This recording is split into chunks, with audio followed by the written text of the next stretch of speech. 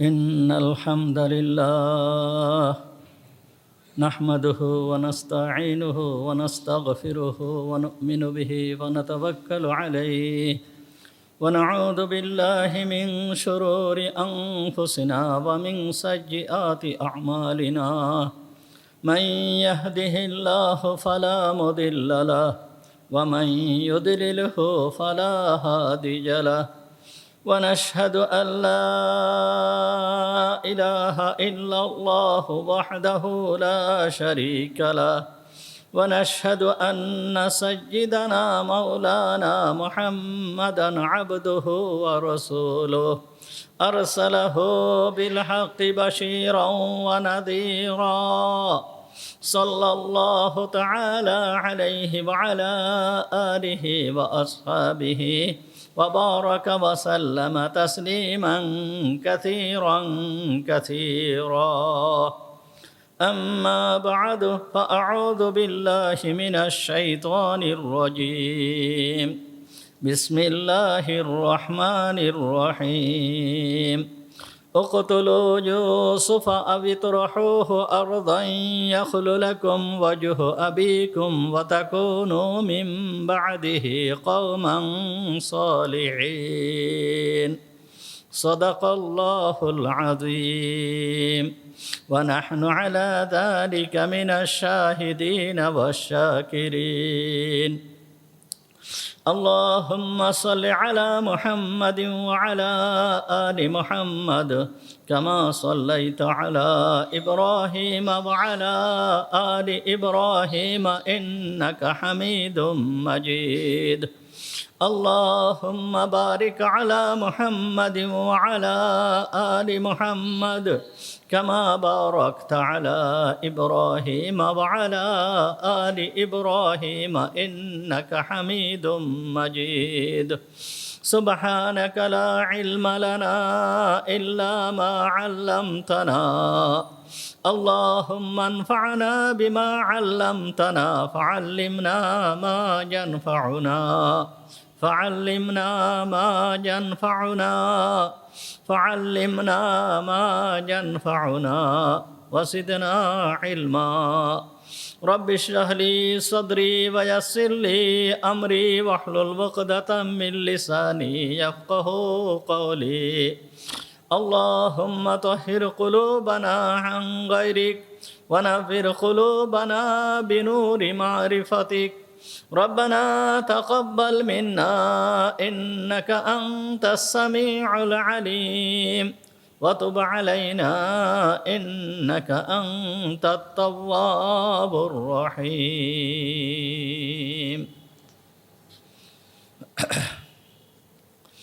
সমস্ত প্রশংসা সেই মহান রব্বুল আলামিনের জন্য যিনি আমাদেরকে আজকের এই পবিত্র জুমার দিনে জুমার নামাজ পড়তে আসার তৌফিক দান করেছেন। এই জন্য আমরা সবাই বলি আলহামদুলিল্লাহ। আমাদের আলোচনা চলতেছিল সূরা ইউসুফ সম্পর্কে। আজকে তেলাওয়াত করা হয়েছে সূরা ইউসুফের 9 নম্বর আয়াত। গতদিন সূরা ইউসুফের 8 নম্বর আয়াত সম্পর্কে বলা হয়েছিল। সূরা ইউসুফের 9 নম্বর আয়াতে আল্লাহ তাআলা বলতেছেন, উকতুলু ইউসুফা আবিতরাহুহু আরদান ইয়াখলু লাকুম ওয়াজহু আবিকুম ওয়া তাকুনু মিন বা'দিহি কওমান সালিহিন।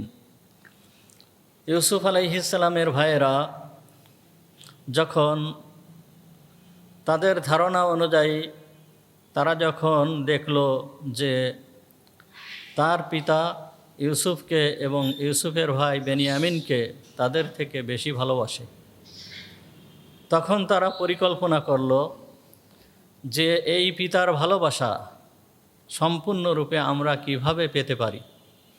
ইউসুফের প্রতি এবং তার ভাইয়ের প্রতি যেন ভালোবাসা না থাকে, এই জন্য তারা পরিকল্পনা করতে লাগলো। পরিকল্পনা করে তারা এক সিদ্ধান্তে আসলো যে ইউসুফকে কতল করে ফেলতে হবে, অথবা ইউসুফকে দূরবর্তী কোনো একটা জায়গায় রেখে আসতে হবে, যেইখান থেকে সে আর কোনো দিন দেশে ফিরে না আসতে পারে। এই ধরনের পরিকল্পনা তারা করল। তা আল্লাহ তাআলা সেই কথা, সেই ঘটনাকে বর্ণনা করতেছেন।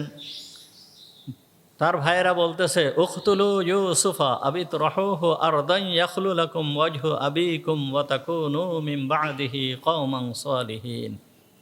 উখতুলু ইউসুফ, ইউসুফকে কতল করে ফেলো তোমরা, অথবা আবিতরাহুহু আরদান, অথবা এমন একটা জমিনে তাকে রেখে আসো যেই জমিন থেকে সে আর আসতে না পারে। তাহলে কী হবে? ইয়াখলু লাকুম ওয়াজহু আবিকুম, তোমাদের পিতার দৃষ্টি, পিতার মনোনিবেশ সব তোমাদের দিকেই তখন আসবে। ওয়া তাকুনু মিন বা'দিহি কওমান সালিহিন, এরপরে তোমরা সবাই ভালো হয়ে যাবে। অর্থাৎ এই যে অপরাধ করা হচ্ছে, এই অপরাধ সংগঠিত করার পরে আমরা যে ইউসুফকে মেরে ফেলবো, মেরে ফেলার পরে এরপরে আমরা যখন আল্লাহর কাছে তওবা করব, তওবা করার পরে এরপরে আল্লাহ তাআলা আমাদেরকে ক্ষমা করে দেবেন, তখন আমরা সব নেককার লোকে পরিণত হয়ে যাব। এইটা হচ্ছে আজকের আয়াতের অনুবাদ। তো এখানে ভাইয়েরা, অধিকাংশ যেই সমস্ত ভাইয়েরা ছিল 10 ভাই, 10 ভাইয়ের অধিকাংশের মত ছিল যে ইউসুফকে কতল করে ফেলতে হবে। কিন্তু কয়েকটা ভাই তাদের মত ছিল যে না, ইউসুফকে কতল করা যাবে না, ইউসুফকে কতল করা যাবে না, ওকে কোনো একটা জমিনের ভিতরে বা কোনো দূরবর্তী কোনো স্থানে ওকে রেখে আসতে হবে, যেইখান থেকে ও আর কোনো দিন বাড়িতে ফিরে না আসতে পারে। আর কতল কিভাবে করবে? আল্লাহ তাআলা তো তার জন্য কতল নির্ধারণ করে রাখে নাই, সুতরাং কতল কিভাবে হবে? যাই হোক, এই পরিকল্পনা করলো। এই পরিকল্পনা করে এরপরে তারা বলতেছে যে ওয়া তাকুনু মিন বা'দিহি কওমান সালিহিন, আমরা কতল করার পরে যে অপরাধ করব, আমাদের দ্বারা যে অপরাধ সংগঠিত হবে, এই অপরাধের থেকে যখন আমরা তওবা করব, তওবা করার পরে আল্লাহ তাআলা আমাদেরকে ক্ষমা করে দেবেন, তখন আমরা সৎ লোকে পরিণত হয়ে যাব, সবাই আমরা সৎ লোকে পরিণত হয়ে যাব। তো এখানে আমাদের এই আয়াতের ভিতরে বোঝার বিষয়, আজকের বোঝার বিষয় হচ্ছে যে ইউসুফ আলাইহিস সালামের ভাইয়েরা বলল যে আমরা পরবর্তীতে যখন তওবা করব, তওবা করার পরে আমরা তখন সৎ লোকে পরিণত হয়ে যাব। এই যে তাদের যে ধারণা, এই ধারণা যে আল্লাহ তাআলা তওবা করলে তওবা কবুল করেন, এটা ঠিক। অবশ্যই আল্লাহ তাআলা তওবা করলে তওবা কবুল করেন। যেই কোনো বান্দা যদি আল্লাহর কাছে তওবা করে, সেই বান্দার গুনাহ খাতাকে আল্লাহ তাআলা ক্ষমা করে দেন। কিন্তু তওবার শর্ত রয়েছে, তওবার 4টে শর্ত রয়েছে। মুফাসসিরিনে কিরাম এবং আইম্মায়ে কিরাম তারা তওবার 4টে শর্ত বর্ণনা করেছে। তওবা করতে গেলে 4টে শর্ত লাগবে। এই 4টে শর্ত যদি পাওয়া যায় তাহলে সেইটাকে তওবা বলা হবে, আর যদি এই 4টে শর্ত না পাওয়া যায় তাহলে সেটাকে তওবা বলা হবে না। যেই রকম অজুর জন্য 4টে ফরজ, অজুর জন্য 4টে ফরজ, এই 4টে ফরজ যদি একসাথে পাওয়া যায় তাহলে অজু হবে। আর যদি 4টে ফরজের একটা ফরজও যদি কেউ আদায় না করে তাহলে ওই ব্যক্তির আর অজু হবে না। অজু করা না করা সমান সমান হয়ে যাবে। কেউ হয়তো দেখা গেল হাত ধুইল, মুখমণ্ডল ধৌত করলো, কেনই তারপরে মাথা মুছে করলো কিন্তু পা ধৌত করলো না, অথবা মাথা মুছে করলো না, অথবা মুখমণ্ডল ধৌত করলো না, যেই একটা বাদ দিক না কেন ওই ব্যক্তির অজু হবে না। ফরজ যেইগুলো সেইগুলো অবশ্যই আদায় করতে হবে। সুতরাং তওবার জন্য 4টে শর্ত অর্থাৎ 4টা ফরজ রয়েছে। এই 4টা ফরজ আদায় করতে হবে। এই 4টা ফরজ যদি আদায় করে, এইভাবে যদি তওবা করে, তাহলে আল্লাহ তাআলার ওয়াদা রয়েছে যে এই ব্যক্তির তওবাকে আল্লাহ তাআলা কবুল করবেন। সেই 4টা শর্ত কি কি? 1 নম্বর শর্ত এইটা হচ্ছে, প্রথম শর্ত হচ্ছে আন-নাদামু আলা ফি'লিহা ফিল মাজি, অতীতে যেই গুনাহ করেছে এই গুনার প্রতি লজ্জিত হওয়া। অর্থাৎ তার লজ্জিত হতে হবে যে আমি কি করলাম, হে আল্লাহ আমি কি করে ফেলেছি, আমার থেকে এই গুনাহ হয়ে গিয়েছে। এই গুনার প্রতি তার লজ্জিত হতে হবে যে আমার থেকে অন্যায় হয়ে গিয়েছে। অন্তরের ভিতরে এই লজ্জা, এই অনুভূতি, এইটা আসতে হবে। একটা উদাহরণ দিলে ভালোভাবে বোঝা যাবে। কোনো এক এলাকায় একজন ব্যক্তি ছিল, প্রভাবশালী একজন ব্যক্তি। এই ব্যক্তি অনেক নামি দামি ব্যক্তি, এই ব্যক্তির নামকাম সমস্ত এলাকায় ছড়ানো। এর পাশে এর প্রতিবেশী ছিল হচ্ছে ওর বিরোধী, ওর প্রতিদ্বন্দ্বী। এই ব্যক্তির সাথে ছিল দ্বন্দ্ব। যাই হোক, এই প্রভাবশালী যে ব্যক্তি একবার কোথায় বাড়ির বাইরে ছিল, এরপরে বাড়িতে আসছে। বাড়িতে আসার পরে ও বাড়িতে এসেই পুকুর ঘাটে চলে গিয়েছে। পুকুর ঘাটে যে দেখে যে ওর স্ত্রী পুকুরে কাপড় চোপড় কাচতেছে। তখন ও পিছন থেকে যে ওই স্ত্রীর চোখ বন্ধ করে ধরছে, এইভাবে মানে স্ত্রীর সঙ্গে রহস্য করতেছে। যখন এরকম চোখ বন্ধ করে ধরছে, তখন ওই মহিলা চিৎকার দিয়ে বলছে, এই কে তুমি? যখন চিৎকার শুনছে তখন উনি বুঝতে পারছে যে তো আমার স্ত্রী না, ওই মহিলা তার স্ত্রী না, অন্য একজন ছিল। বুঝতে পারার সঙ্গে সঙ্গে তো উনি চোখ ছেড়ে দিয়ে চলে আসছেন। চলে আসার পরে এই যে ঘটনা, এই ঘটনাটা আবার ওই পাশের থেকে, পুকুরের পাড়ের থেকে এক ব্যক্তি এই ঘটনাটা দেখছে। দেখার পরে এর সাথে যার দ্বন্দ্ব তাকে যায় বলছে যে এই ঘটনা অমুকের স্ত্রী এই ঘাটে বসে পড়ে কাপড় কাচতেছিল, আর উনি যে তাকে এইভাবে জড়ায় ধরছে। এই যে ঘটনা, ওই ব্যক্তি জানার পরে এই ঘটনাকে এলাকার ভিতরে ব্যাপকভাবে ছড়াইছে। বলেন, এই রকম ধরনের ঘটনা তো আসলে সে মনে করছে তার স্ত্রী, কিন্তু ঘটনা প্রসঙ্গে এরকম হয়ে গেছে। এই ব্যক্তির মনের ভিতরে কেমন অনুভূতি আসবে, কেমন অনুশোচনা আসবে যে আমি কি করলাম, আমি কি করেছি, আমি কেন না জেনে শুনে বা তার সাথে কথা না বলে বা এরকম রহস্য কেন আমি করতে গেলাম। যাই হোক, এই পর্যন্ত শেষ নয়। গ্রামের ভিতরে তখন ওই ব্যক্তি সমগ্র এলাকায় এইটিকে ছড়ায়ে ওই যেই ব্যক্তির স্ত্রী, ওই ব্যক্তিকে দিয়ে এর জন্য এর বিচার চেয়েছে। বিচারে সমস্ত লোকজন উপস্থিত হয়েছে, এমনকি এলাকার চেয়ারম্যান, মেম্বার যারা ছিল তারা সবাই উপস্থিত হয়েছে। উপস্থিত হয়ে এখন যখন বিচারে বসার পরে এই কথা যখন উপস্থাপন করছে ওই ব্যক্তি যার স্ত্রী, সে বলতেছে যে আমার স্ত্রী পুকুরের ঘাটে কাপড় কাচতেছিল, এই সময়ে উনি এসে আমার স্ত্রীকে জড়ায় ধরছে, চোখ বন্ধ করে ধরেছে, এ কথা বলিনি, আমার স্ত্রীকে জড়ায় ধরছে। তখন বলার সঙ্গে সঙ্গে সমস্ত লোকজন তো বলতেছে যে কী কাজ করলো, এইরকম একটা জঘন্যতম কাজ করছে। তখন ওই ব্যক্তিকে বলল যে কী ব্যাপার, আপনি এইরকম ধরনের কাজ করলেন কেন? তখন বলতেছে, আসলে দেখেন, আমি যখন বাড়িতে আসছি আমি বুঝতে পারি নাই যে আমার স্ত্রী বাড়িতে রয়েছে। ওই মহিলা এসে আমার স্ত্রীর কাছে বলছে যে আপা, আপনার একটা জামা কাপড়, অর্থাৎ পরার জন্য যে জামা কাপড় আপনি পরেন, আমাকে একটা জামা কাপড় যদি দেন তাহলে আমি আমার এই কাপড় চোপড়গুলো একটু সবগুলো করেছি, আমি ওই আপনার কাপড়টা পরে আমি একটু এগুলোকে পরিষ্কার করে দেব। তা আমার স্ত্রীর কাপড় পরে ও ওই ঘাটে বসে সে কাপড় ধরছে, আর আমি পিছন দিয়ে মনে করছি যে সে হচ্ছে আমার স্ত্রী। আমি ঘূর্ণ অক্ষরও বুঝতে পারি নাই যে সে অমুক ব্যক্তি, আমি মনে করছি আমার স্ত্রী, যেহেতু সে আমার স্ত্রীর জামা কাপড় পরা, আমার স্ত্রীর কাপড় চোপড়ই তার পরা। এখন আমি রহস্য করার জন্য তার চোখ বন্ধ করে ধরছি, পিছন দিয়ে যেয়ে আমি চোখ বন্ধ করে ধরছি।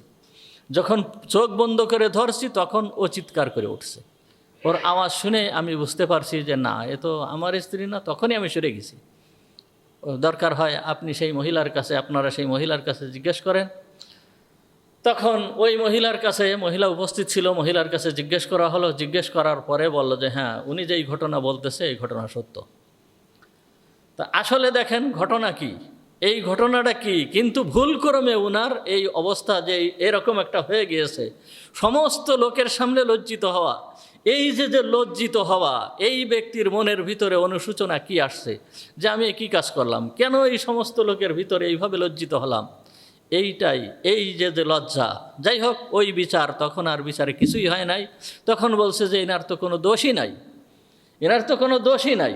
যাই হোক, তারপরেও যে ওনার যেই একটা অনুশোচনা মনের ভিতরে যে আমি এই কি কাজ করলাম। এই রকম একটা গুনাহ করার পরে বান্দার মনের ভিতরে এই রকম একটা অনুশোচনা থাকতে হবে, লজ্জিত হতে হবে, আল্লাহর দরবারে লজ্জিত হতে হবে যে আল্লাহ আমি কি কাজ করে ফেলেছি, আমি একই কাজ করলাম, হে আল্লাহ তুমি আমাকে ক্ষমা করো। তাহলে 1 নম্বর শর্ত আছে আন্নাদামু আলা ফি'লিহা ফিল মাজি, যে অতীতে যে কাজ করেছে এই কাজের উপরে লজ্জিত হতে হবে। 2 নম্বর আল ইকলাউ আনিল মাসিয়াতি হালান,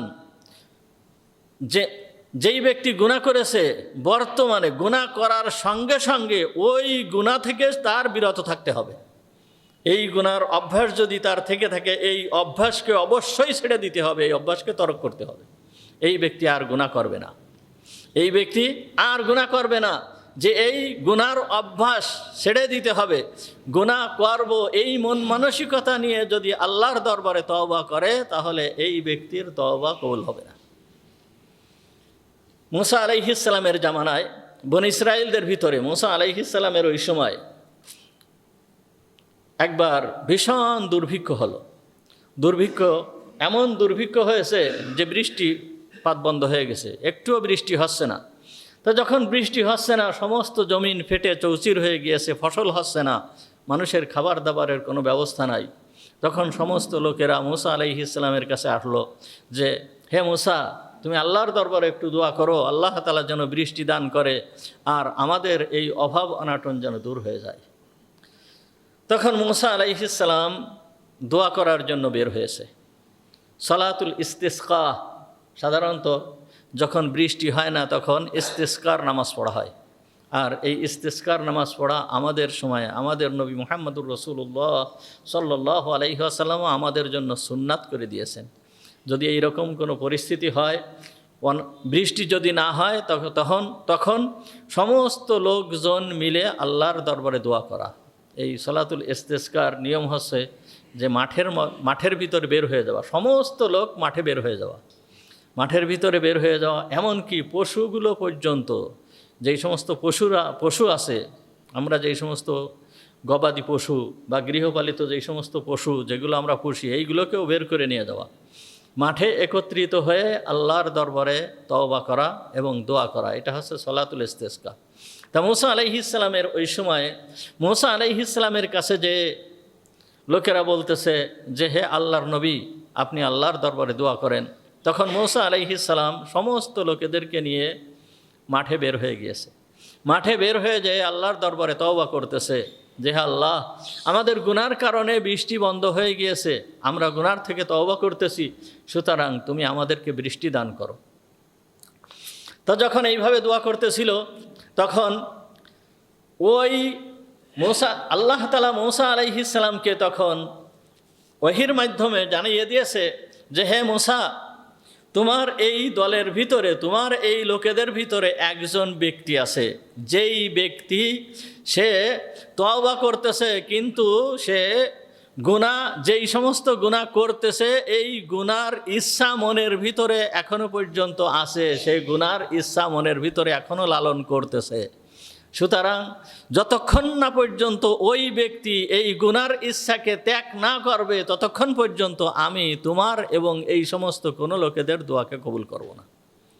হয়তো তার ওই ব্যক্তিকে তোমার এই মজলিসের থেকে, তোমাদের এই লোকেদের ভিতরের থেকে যতক্ষণ না পর্যন্ত তুমি বের করে দিবা ততক্ষণ পর্যন্ত আমি দোয়া কবুল করব না। তখন মুসা আলাইহিস সালাম যখন এই কথা শুনছে, শোনার পরে সমস্ত লোকেদের ভিতরে ঘোষণা করে দিল যে এর ভিতরে কোন ব্যক্তি আছো যে মনের ভিতরে গুনার আকাঙ্ক্ষা রেখে আল্লাহর দরবারে তওবা করতেছো, সে এই মজলিস থেকে এক্ষুনি বের হয়ে যাও। সে বের না হওয়া পর্যন্ত আল্লাহ তাআলা বৃষ্টি দান করবেন না। যখন এই ঘোষণা মুসা আলাইহিস সালাম দিয়ে দিয়েছে, তখন ওই ব্যক্তি মনে করতেছে যে আমি যদি এখন এই মজলিস থেকে বের হয়ে যাই তাহলে সমস্ত লোক আমাকে চিনে ফেলবে, দেখে সবাই আমাকে চিনে ফেলবে যে এই ব্যক্তি সেই ব্যক্তি, যেই গুনাহগার ব্যক্তি। সুতরাং আমি এখন কি করব, আমার উপায় কি? তখন ওই ব্যক্তি আল্লাহর দরবারে তওবা করেছে খালেস নিয়তে, একেবারে খাসভাবে তওবা করছে যে আল্লাহ আমার মনের ভিতরে যা আছে আমি আর কখনো এই গুনার কাজে লিপ্ত হব না, তুমি আমার তওবাকে তুমি কবুল করো। তওবা করার সঙ্গে সঙ্গে, এইভাবে তওবা করার সঙ্গে সঙ্গেই বৃষ্টি শুরু হয়ে গেছে। এইভাবে যখন তওবা করছে, তওবা করার সঙ্গে সঙ্গেই বৃষ্টি শুরু হয়ে গেছে। বৃষ্টি যখন শুরু হয়েছে, শুরু হওয়ার পরে মুসা আলাইহিস সালাম আল্লাহর কাছে বলতেছে, আল্লাহ তুমি বললে যে ওই ব্যক্তি এই মজলিস থেকে বের না হওয়া পর্যন্ত তুমি বৃষ্টি দিবা না, আর কোনো মানুষ তো এই মজলিস থেকে এখনো বের হয় নাই, এখন তুমি বৃষ্টি দিলে কিভাবে? তাহলে আমি জনগণকে যেই কথা বললাম আমার তো কোনো মূল্য থাকলো না, আমার তখন এই সমস্ত লোকের আমাকে কি বলবে? তখন আল্লাহ তাআলা মুসা আলাইহিস সালামকে বললেন যে হে মুসা, ওই ব্যক্তি যখন আমার কাছে তওবা করছে এবং খাঁটি দিলে তওবা করছে, গুনার অভ্যাসকে ছেড়ে দেওয়ার প্রতি সে পাক্কা ইরাদা করছে, সুতরাং আমি এখন বৃষ্টি না দিয়ে কি করে পারি? আমি তো আমার বান্দার তওবাকে আমি কবুল করব।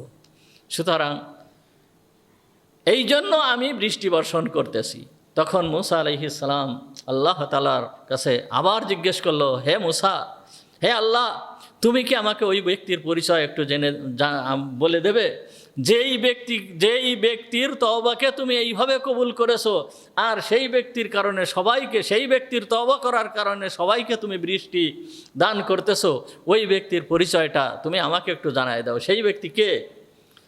তখন আল্লাহ তাআলা মুসা আলাইহিস সালামকে বলল, হে মুসা, আমি আমার যেই বান্দাকে এই 30-40 বছর পর্যন্ত গোপন রাখছি, গুনাহ করা সত্ত্বেও যখন গোপন রাখছি, আর ওই ব্যক্তি যখন এখন তওবা করছে, ওই ব্যক্তিকে কি আমি প্রকাশ করতে পারি? তা কখনোই আমি প্রকাশ করব না।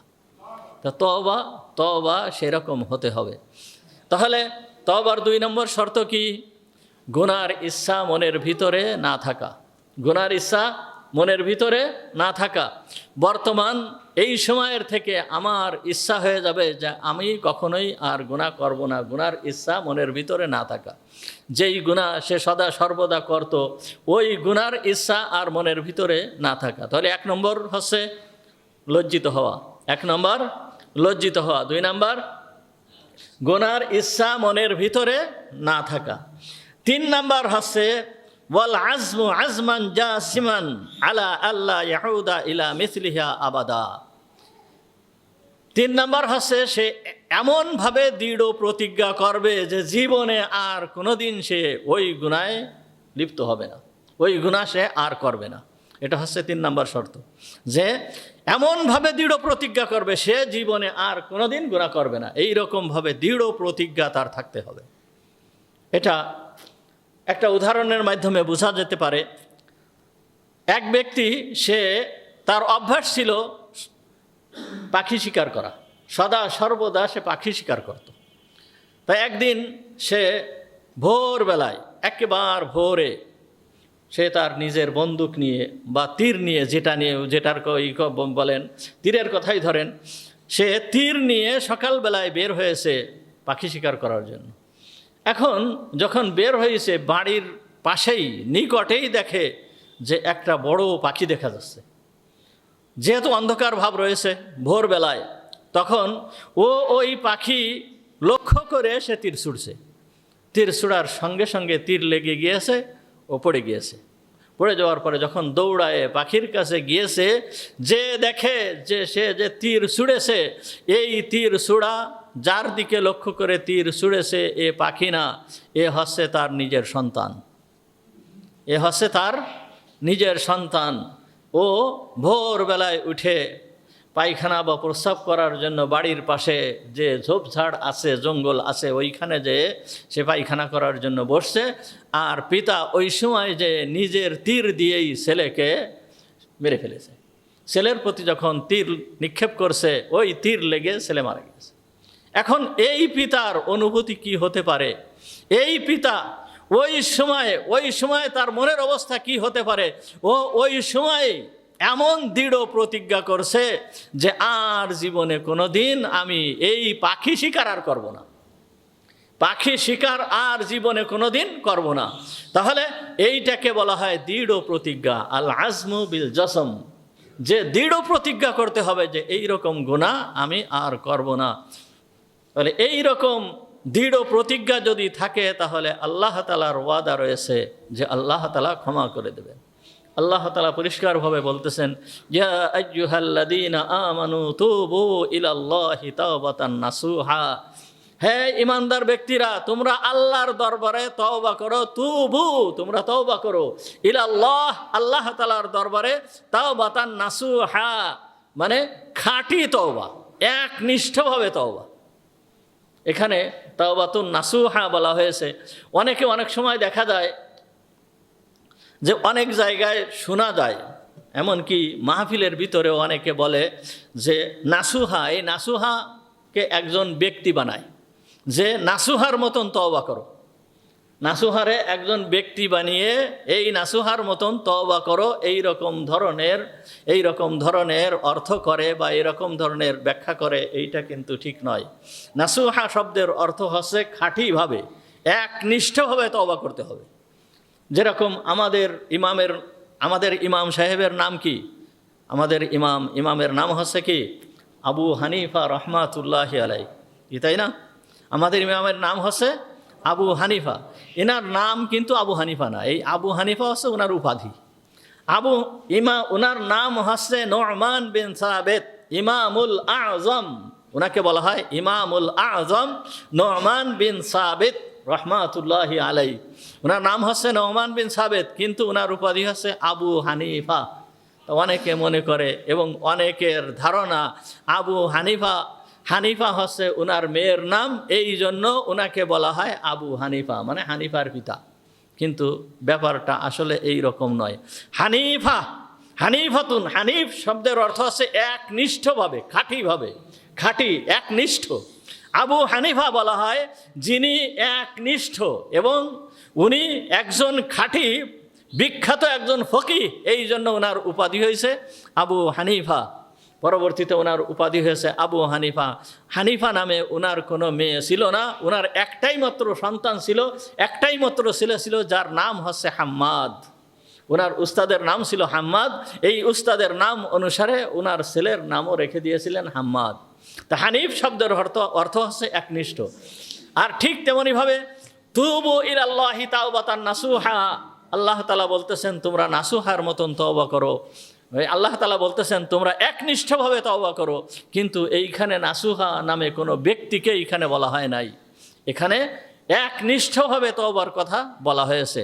এরপরে আল্লাহ তাআলা বলতেছেন এই রকম তওবা যদি হয় তাহলে আল্লাহ তাআলা তোমাদের গুনাহ খাতাকে মাফ করে দেবেন। ইউকাফির আনকুম সাইয়্যাতিকুম, আল্লাহ তাআলা তোমাদের গুনাহ খাতাকে মাফ করে দেবেন।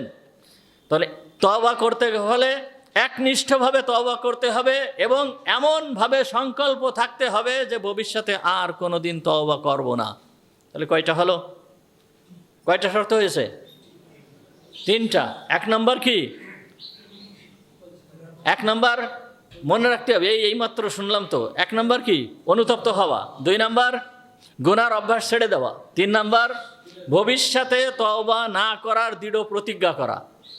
মনে রাখেন, 1 নম্বর অনুতপ্ত হওয়া, 2 নম্বর গুনার অভ্যাস ছেড়ে দেওয়া, 3 নম্বর ভবিষ্যতে গুনাহ না করার দৃঢ় প্রতিজ্ঞা করা।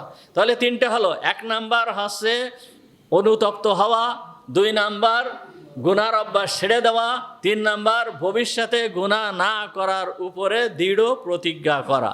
এইটা গেল কয়টা শর্ত? 3টা শর্ত। 4র্থ নম্বর শর্ত হচ্ছে ওয়া ইন কানাতিল মাসিয়াতু তাতাআল্লাকু বিহাক্কি আদামিয়্যিন ফায়ুশতারাতু ফিহা রাদ্দুল মাযালিমি ইলা আহলিহা। 4 নম্বর শর্ত হচ্ছে যদি কেউ কোনো বান্দার হককে নষ্ট করে থাকে তাহলে সর্বপ্রথম তার কাজ হচ্ছে ওই বান্দার হককে ফিরিয়ে দেওয়া।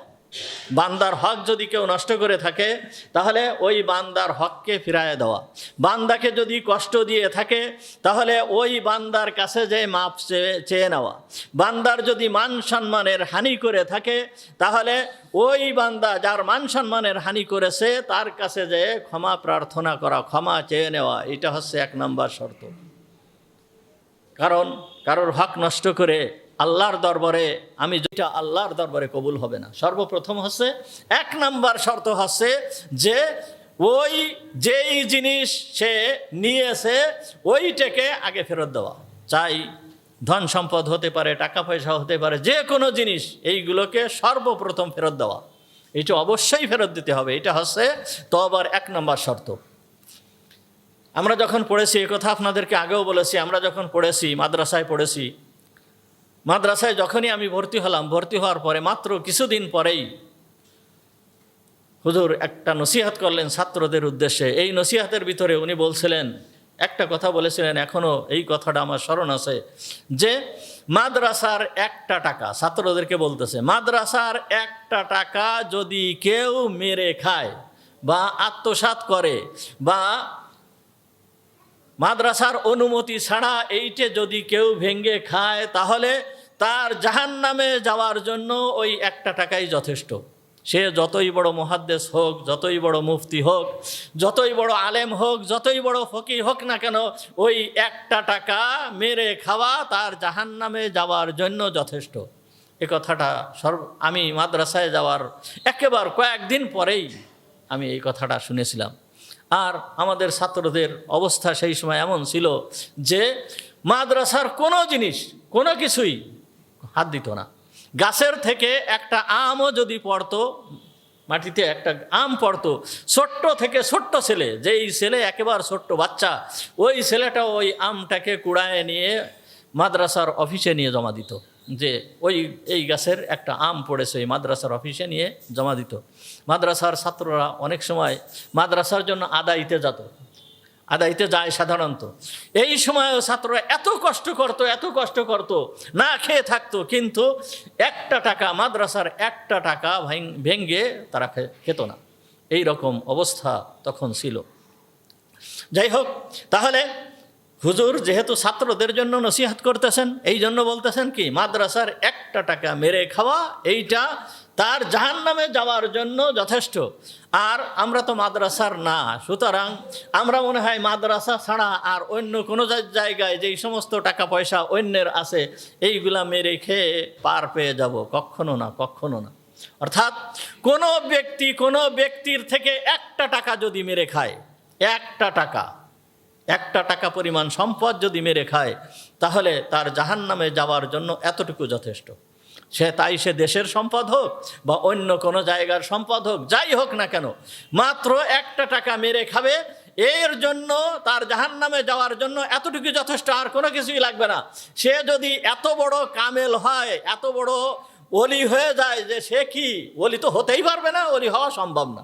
এই রকম ধরনের গুনাহ করে ওলি হওয়া সম্ভব না, কখনোই সম্ভব না।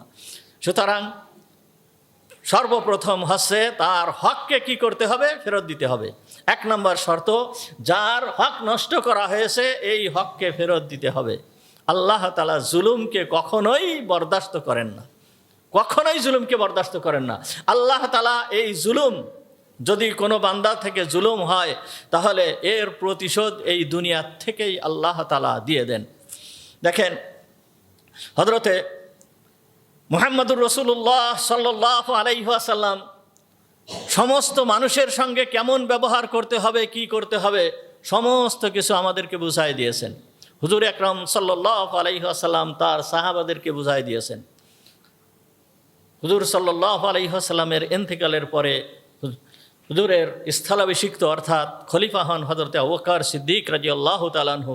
হযরতে আবু বকর সিদ্দিক রাদিয়াল্লাহু তাআলা আনহুর খেলাফত কালে হযরত আবু বকর সিদ্দিক রাদিয়াল্লাহু তাআলা আনহু কোনো একজন ব্যক্তির উপরে জুলুম করেছে, অন্যায় করেছে, এই রকম ধরনের কোনো ইতিহাস নাই। আবু বকর সিদ্দিক রাদিয়াল্লাহু তাআলা আনহু মাত্র 2.5 বছর, 2 বছর 4 মাস, 2 বছর 4 মাস অথবা 3 মাস এরকম উনি খেলাফতের কাজ পরিচালনা করেছেন। এরপর উনি ইন্তেকাল করেছেন। এরপর আসছে হযরতে ওমর রাদিয়াল্লাহু তাআলা আনহু। হযরতে ওমর রাদিয়াল্লাহু তাআলা আনহু প্রায় 10 বছরের মতন খেলাফতের কাজ উনি পরিচালনা করেছেন। হযরতে ওমর রাদিয়াল্লাহু তাআলা আনহুর পরে হযরতে উসমান গনি রাদিয়াল্লাহু তাআলা আনহু প্রায় 12 বছরের মতন খেলাফতের কাজ পরিচালনা করেছেন। এরপরে যে হযরতে আলী রাদিয়াল্লাহু তাআলা আনহু প্রায় 4 বছরের মতন খেলাফতের কাজ আঞ্জাম দিয়েছেন। এই খেলাফত কালে কেমনভাবে সমগ্র রাষ্ট্রটা পরিচালিত হবে, একজন মানুষ আর একজন মানুষের উপরে কেমন ব্যবহার করবে, এইগুলো সব একেবার সেই রান্নাঘরের থেকে নিয়ে রাষ্ট্র পরিচালনা পর্যন্ত সমস্ত কিছু শিক্ষা দিয়ে দিয়েছেন। সাহাবা ইকরাম রিজওয়ানুল্লাহি তাআলা আলাইহিম আজমাইনগণ আমাদেরকে একেবারে পুঙ্খানুপুঙ্খানুরূপে এইগুলোকে শিক্ষা দিয়েছেন। ওমর রাদিয়াল্লাহু তাআলা আনহুর জীবনের বহুত ঘটনা আছে, এমনকি বহুত বিধর্মীরা পর্যন্ত হযরত ওমর রাদিয়াল্লাহু তাআলা আনহু রাষ্ট্র পরিচালনার যে নীতি, এই নীতি অনুযায়ী তারা রাষ্ট্র পরিচালনা করে। ওমর রাদিয়াল্লাহু তাআলা আনহু এমন একজন রাষ্ট্রপ্রধান ছিলেন, যেই রাষ্ট্রপ্রধানের তার কোনো সংসদ ভবন ছিল না, কোনো সচিবালয় ছিল না, এই রকম ধরনের কোনো কিছুই ছিল না। গাছের নিচেই বসে বসে উনি রাষ্ট্র পরিচালনা করছেন, সমস্ত কিছু করেছেন। এই ওমর রাদিয়াল্লাহু তাআলা আনহুর সময়ে বহুত ঘটনা ঘটেছে। তার ভিতরের একটা ঘটনা দেখেন, হযরত ওমর রাদিয়াল্লাহু তাআলা আনহুর সময়ে কিছু সংখ্যক লোক বাইরের থেকে ব্যবসার উদ্দেশ্যে মদিনায় আসলো। সাধারণত মক্কা এবং মদিনায় দূরবর্তী স্থান থেকে লোকজন আসতো।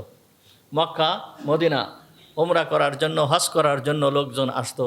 এই জন্য ব্যবসায়ীরাও এখানে আসতো, মালামাল নিয়ে এইখানে বিক্রি করত, আর এই মদিনার থেকে মালামাল কিনে নিয়ে তাদের দেশে নিয়ে চলে যেত।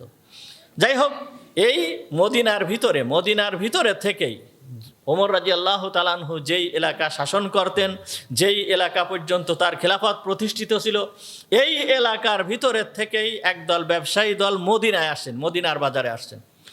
যখন মদিনার বাজারে আসছেন, মদিনার বাজারে আসার পরে সাধারণত এই যে ব্যবসায়ী দল মদিনায় আসছে, এদের দেখাশোনার দায়িত্ব স্বয়ং সরকারের। সরকার এদের দেখাশোনা করবে, সরকার এদের হেফাজত করবে। যেহেতু তারা ব্যবসা করার জন্য এখানে আসছে, তাদের জান মাল সমস্ত কিছুর নিরাপত্তা দেবে সরকার।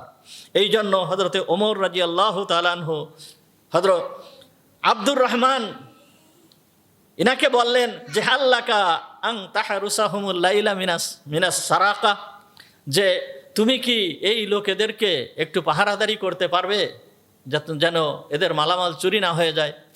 তখন আব্দুর রহমান উনি বলছেন যে হ্যাঁ, আমি পারবো। তখন উনিও পাহারা দিচ্ছেন এবং সাথে হযরতে ওমর রাদিয়াল্লাহু তাআলা আনহু পাহারা দিচ্ছেন। স্বয়ং খলিফাতুল মুসলিমিন নিজেই পাহারাদারির দায়িত্ব নিয়েছেন, ওনার সাথে রয়েছে আব্দুর রহমান। এই দুইজন ব্যক্তি পাহারা দিচ্ছেন। কিন্তু রাত তো বড়, আর সেই সময় তো চুরি ডাকাতি তেমন একটা হতো না। ওনারা বারবার দেখতেছেন, ঘুরতেছেন, চুরি করার সাহস তেমন কেউ পেত না। তারপরেও পাহারা দিচ্ছেন। পাহারা দেওয়ার সময়ে দেখা যাচ্ছে কি যে কিছু সময় পাহারা দিচ্ছেন, আবার নামাজে দাঁড়ায় যাচ্ছেন, নামাজ পড়তেছেন, নফল নামাজ পড়তেছেন, দুইজনে নফল নামাজ পড়তেছেন। এইভাবে পাহারাদারি চলতেছে। পাহারাদারি চলতে চলতে ওনারা যখন নামাজ আদায় করতেছেন, নামাজ পড়তেছেন, এই সময়ে দেখা গেল যে একটা তাঁবুর ভিতরের থেকে একটা ছোট্ট বাচ্চার কান্নার আওয়াজ আসতেছে। যখন এই কান্নার আওয়াজ আসতেছে, ফা সামিআ ওমর বুকা আসবিজ্জিন ফা তাওয়াজ্জাহা নাহবাহু, হযরত ওমর রাদিয়াল্লাহু তাআলা আনহু যখন এই বাচ্চাটার কান্নার আওয়াজ শুনলেন, তখন উনি ওই দিকে লক্ষ্য করলেন যে বাচ্চাটা কাঁদতেছে। ফাকালা লি উম্মিহি ইত্তাকিল্লাহ ওয়া আহসিনি ইলা সাবিয়্যাতিক, তখন ওমর রাদিয়াল্লাহু তাআলা আনহু ওই পর্দা তাঁবুর বাইরে দাঁড়িয়ে বলতেছে, ইত্তাকিল্লাহ, হে মহিলা, ইত্তাকিল্লাহ, তুমি আল্লাহকে ভয় করো এবং তোমার বাচ্চার সাথে সদ্ব্যবহার করো, অর্থাৎ তোমার বাচ্চাকে সুন্দরভাবে গম পড়ায় দাও, তাকে কষ্ট দিও না। একথা হযরত ওমর রাদিয়াল্লাহু তাআলা আনহু বলে আবার ফিরে চলে আসছেন। ফিরে এসে উনি আবার নামাজে দাঁড়ায় গিয়েছেন, নামাজ পড়তেছেন। এরপরে আবার কিছু সময় পরে ওই ছেলেটা আবার কান্না শুরু করছে। কান্না শুরু করার পরে ওমর রাদিয়াল্লাহু তাআলা আনহু আবার ওই তাঁবুর কাছে আসছেন। তাঁবুর কাছে এসে আবার বলতেছেন যে ইত্তাকিল্লাহ ওয়া আহসিনি ইলা সাবিয়্যিক, আল্লাহকে ভয় করো এবং তোমার বাচ্চাটাকে ঠিক মতন ঘুম পড়ায় দাও, সে যেন কান্নাকাটি না করে, তুমি এইদিকে ব্যবস্থা নাও। এইভাবে বলে আবার চলে গেছেন। চলে যাওয়ার পরে শেষ রাত্রির দিকে আবার ওই শিশু কান্নাকাটি করছে। আবার হযরত ওমর রাদিয়াল্লাহু তাআলা আনহু আসলেন, এসে বলতেছেন যে, যখন আসছেন ওমর রাদিয়াল্লাহু তাআলা আনহু এসে বলতেছেন, ওই মহিলাকে বলতেছেন, ওয়াইহাক মা লিয়া আরা ইবনাকা লা তাকিরু মুনজুল লাইলা, হে মহিলা, তোমার কি হয়েছে? তোমাকে এত বারবার বলা সত্ত্বেও তোমার এই মহিলা এইভাবে কান্নাকাটি করতেছে, তুমি কেন এইভাবে এই বাচ্চাটাকে কষ্ট দিচ্ছ? এরকম তুমি করতেছো কেন? এই তোমার এই ছোট্ট শিশু এত ঘুম পড়তে পারলো না রাতের বেলায়, তুমি একে কেন কষ্ট দিচ্ছ? তখন ওই মহিলা বলতেছে যে, ওই মহিলা ওমর রাদিয়াল্লাহু তাআলা আনহুকে তো চেনে না, মনে করছে অন্য কোনো একজন ব্যক্তি আমাকে এইভাবে বলতেছে। তখন ওই মহিলা বলতেছে, হে আল্লাহর বান্দা, আমি নিজেই একে এই রকম অবস্থা করতেছি, অর্থাৎ এ আমার কাছে দুধ খেতে চাচ্ছে, আমি তাকে দুধ খেতে দিচ্ছি না। তখন ওমর রাদিয়াল্লাহু তাআলা আনহু জিজ্ঞেস করলেন, কেন তুমি তাকে দুধ খেতে দিচ্ছ না? তখন বলতেছে যে, এ খলিফাতুল মুসলিমিন ওমর ইবনুল খাত্তাব, সে সন্তানদের যে ভাতা, এই ভাতা নির্ধারণ করছে, যখন সন্তান খাবার খাওয়া শিখবে, দুধ ছাড়াবে, তারপরের থেকে ভাতা দিবে। এর আগে খলিফাতুল মুসলিমিন কোনো সন্তানকে ভাতা দিবে না। আমি হচ্ছে একজন গরিব মহিলা, এর আব্বা মারা গিয়েছে, এর আব্বা নাই, আমি এই সন্তানকে এই দুধ ছাড়ানো পর্যন্ত কিভাবে আমি এর খাবার দাবারের ব্যবস্থা করব? এই জন্য আমি একে বারবারই করতেছি যে সে যেন দুধ না খায়, অতি তাড়াতাড়ি যেন দুধ ছাড়াই দেয়।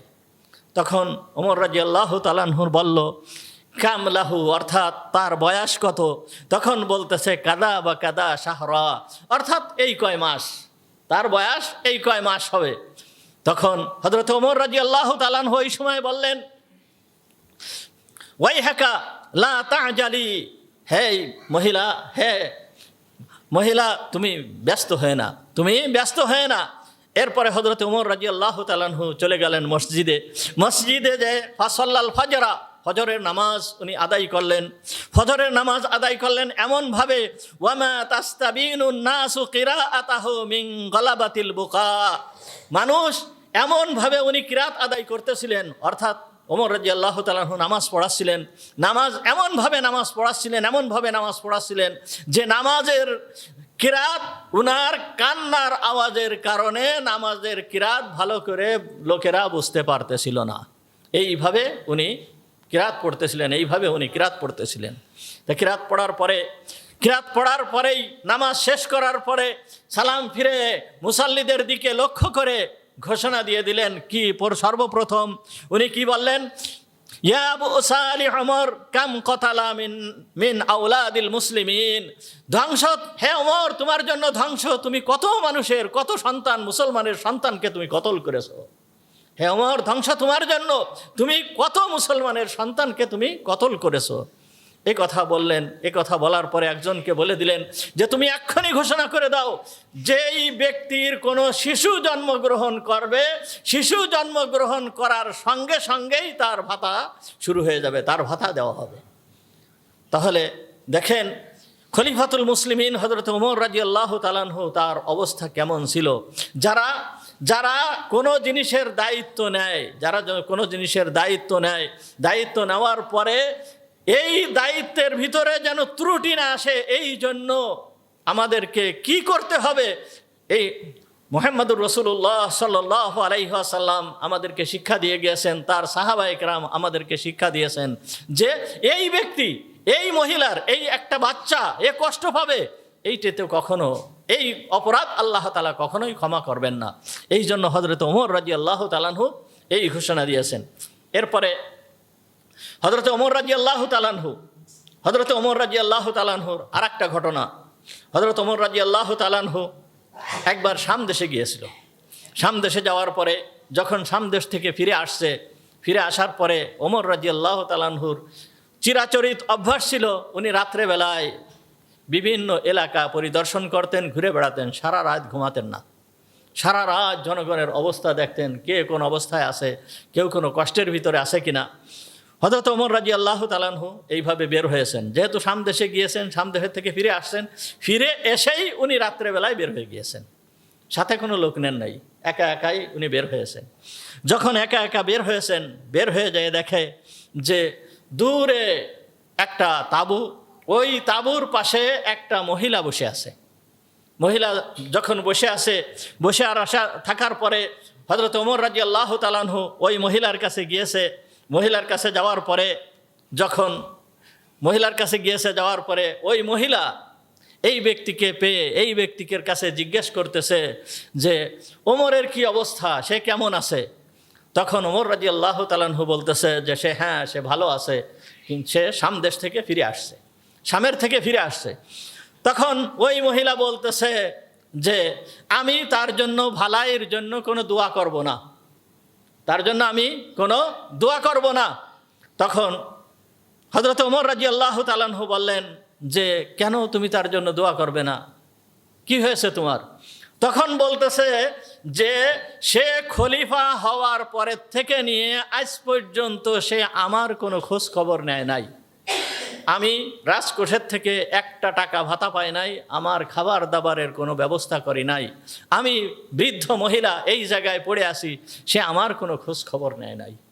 একথা যখন বলছে, বলার পরে হযরত ওমর রাদিয়াল্লাহু তাআলা আনহু বলতেছে যে হে মা, তুমি এই অবস্থায় পড়ে আসো, আর ওমর রাদিয়াল্লাহু তাআলা আনহু কি সেইটা কি জানে যে তুমি এই অবস্থায় এখানে পড়ে আসো? এই মরুভূমির ভিতরে কোনো লোকজন নেই, এই জায়গায় একটা তাঁবু গেড়ে তুমি এইখানে পড়ে আসো। আর ওমর রাদিয়াল্লাহু তাআলা, ওমর কি একথা জানে? যদি না জানে তোমার খোঁজ খবর কি করে নেবে? তখন ওই বুড়ি মহিলা ও বলতেছে যে সে আমাদের দায়িত্ব নিবে, আর সে আমাদের সম্পর্কে তার ধারণা থাকবে না, সে জানবে না, এটা কি করে হয়? এটা তো সম্ভব না। তো সে দায়িত্ব নেছে কি জন্য? সে দায়িত্ব কি জন্য নিয়েছে? আমাদের খোঁজ খবর নেবে না।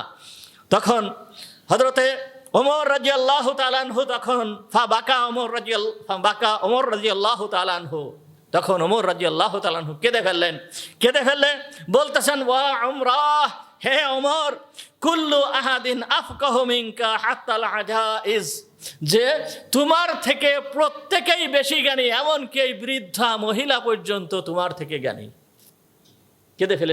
কেঁদে ফেলে হযরত ওমর রাদিয়াল্লাহু তাআলা আনহু এইবার বলতেছে ইয়া আমাত আল্লাহ, হে আল্লাহর বান্দি, বিকাম তাবিহানি যালামাতাক, হে আল্লাহর বান্দি, তোমার উপরে ওমর যে জুলুম করেছে, তোমাকে যে কষ্ট দিয়েছে, তোমার এই কষ্টটা কি তুমি আমার কাছে বিক্রি করবে? তুমি যদি আমার কাছে বিক্রি করো, ফাইন্নী আরহামুহু মিনান নার, তাহলে ওমরের জন্য আমি একটু দয়া করব, ওমরকে দোজখের থেকে বাঁচানোর জন্য আমি একটু দয়া করব। তুমি কি তোমার প্রতি যে কষ্ট দিয়েছে, এই কষ্টটা কি তুমি বিক্রি করবে? তোমার এই জুলুমটাকে বিক্রি করবে? তখন ওই মহিলা বলতেছে খবরদার, আপনি আমার সাথে রহস্য করেন না, আমি বৃদ্ধ মানুষ, আর আপনি আমার সাথে এই জায়গায় রহস্য শুরু করে দিয়েছেন, এটা কি করতেছেন? কোনো জুলুম, কোনো এই ধরনের ব্যাপার, এইটা কি কখনোই কিনা বেচা হয়, বিক্রি হয়? তখন ওমর বলতেছে যে হে আল্লাহর বান্দি, আমি তোমার সঙ্গে রহস্য করতেছি না, তুমি দেখো, তুমি আমার কাছে ওইটা বিক্রি করো। তোমার প্রতি যে অন্যায় আচরণ করেছে ওমর, এইটাকে তুমি আমার কাছে বিক্রি করো, আমি ওমরকে জাহান্নাম থেকে বাঁচাতে চাই। তখন মোটামুটি কথাবার্তা হয়ে গেছে, কথাবার্তা হয়ে উনি 25 দিনারে বিক্রির জন্য রাজি হয়ে গেছে। 25 দিনারে বিক্রির জন্য রাজি হয়ে গেছে। যখন 25 দিনারে বিক্রির জন্য রাজি হয়ে গেছে, এমন সময় হযরতে আলী রাদিয়াল্লাহু তাআলা আনহু আর হযরতে ইবনে মাসউদ রাদিয়াল্লাহু তাআলা আনহু দুইজন ওইখানে উপস্থিত হয়ে বলতেছে ইয়া আমিরুল মুমিনিন। যখন ইয়া আমিরুল মুমিনিন এই শব্দ বলছে, ওই মহিলা তখন বুঝতে পারছে যে কার সাথে আমি কথা বলতেছি। ওমরকে, তার সামনে আমি ওমরকে গালি দিচ্ছি, ওমরের বদনাম তার সামনে আমি বলছি। হে আল্লাহ, আমার এখন কি অবস্থা হবে? তখন ওই মহিলার যখন এই অবস্থা দেখে, তখন বলতেছে হে মহিলা, তোমার কোনো ভয় নাই, হে আম্মা, তোমার কোনো ভয় নাই। যাই হোক, হযরত ওমর রাদিয়াল্লাহু তাআলা আনহু ওই সময় লেখার জন্য তখন চামড়া বা কোনো কাপড় বা কোনো কিছু খুঁজতেছিলেন, কিন্তু কোনো কিছুই খুঁজে পাচ্ছিলেন না। তখন উনি কি করলেন? সুম্মা তালাবা কিতাআতা জিলদিন ইয়াকতুবু ফিহা ফালাম ইয়াজিদ, কোনো কিছুই উনি পালেন না, কোনো একটা চামড়ার টুকরাও পালেন না যে ওর উপরে উনি লিখবেন। ফাকাতাহা কিতাআতাম মিন মিরকাইহি, অতঃপর হযরত ওমর রাদিয়াল্লাহু তাআলা আনহু নিজের পরিধানের যে জামা ছিল, এই জামা ছিঁড়ে ফেললেন।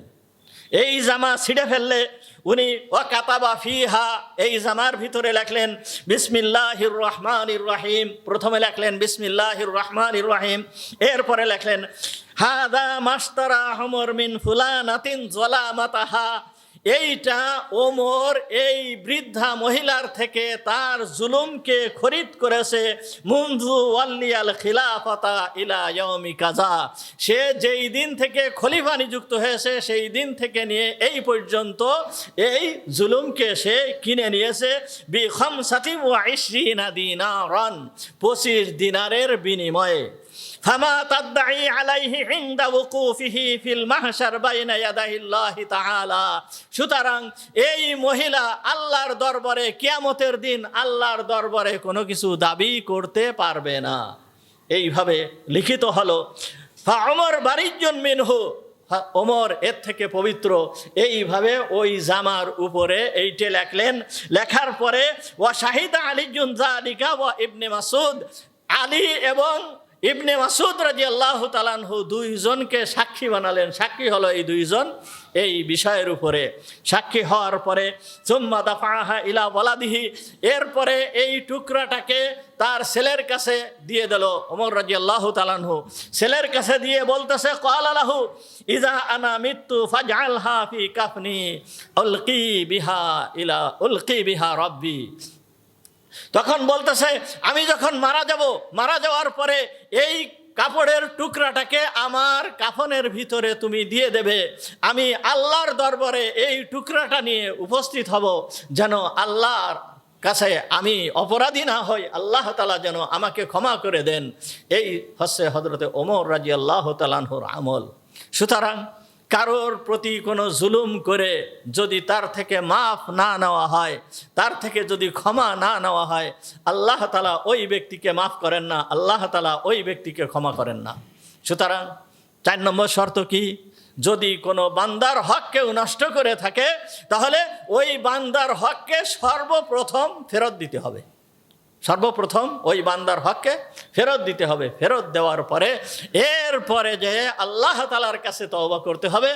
এই 4টে শর্ত নিয়ে যদি কেউ তওবা করে, আল্লাহ তাআলার পক্ষ থেকে ওয়াদা রয়েছে যে আল্লাহ তাআলা অবশ্যই এই ব্যক্তিকে ক্ষমা করে দেবেন। তাহলে 4টে শর্ত কি মনে আছে? 1 নম্বর কি? 1 নম্বর অনুতপ্ত হওয়া, 2 নম্বর গুনার কাজ ছেড়ে দেওয়া, 3 নম্বর দৃঢ় প্রতিজ্ঞা করা যে ভবিষ্যতে আর কখনোই গুনার কাজ করব না, 4 নাম্বার কারোর হক যদি নষ্ট করে থাকে সেই হকটাকে ফেরত দেওয়া, এরপরে যায় আল্লাহর দরবারে তওবা করা, আল্লাহ তাআলা ক্ষমা করে দেবেন। সুতরাং তওবার এই 4টে শর্ত যদি পাওয়া যায় তাহলে আল্লাহ তাআলা তওবা কবুল করবেন। তাই ইউসুফ আলাইহিস সালামের ভাইয়েরা যে বলেছিল যে তোমরা যদি এরপরে যায় যখন তওবা করলে তোমরা কি হয়ে যাবে? সৎলোক হয়ে যাবে।